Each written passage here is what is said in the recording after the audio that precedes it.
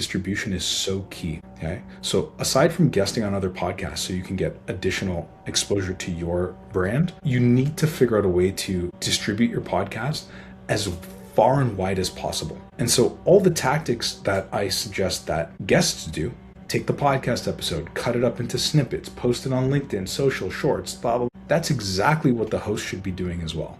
And what we're doing here in a 30 to 60 minute conversation is creating a fantastic foundation for content distribution afterwards. And if you're not doing that content distribution, you're missing a ton of opportunity, like a ton of opportunity.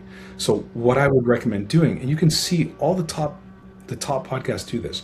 All In does this, Diary of a CEO does this very well. Joe Rogan does this with Joe Rogan clips all the time. They take these clips, and these clips are shorts, so under 2 minutes, under a minute 30 seconds, but they also take these like mid-level, mid-range clips, 5 to 8 minutes.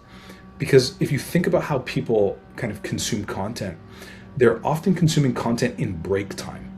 So like, oh, I have a few minutes before my next call, or that's how I do it sometimes. Or I'm waiting for the bus, and the bus is coming soon, but I'm just going to consume a little bit of content.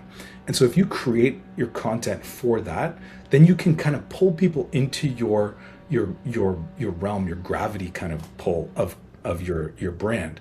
And now you can get people to start listening to your podcast or subscribing. So for example, when I told you about the Founders podcast, I listened to a clip of Tim Ferriss talking with the Founders podcast host about a specific founder. And I was like, oh, that's interesting. I got a few minutes before my next meeting. I heard that and I was like, oh, this guy's really interesting.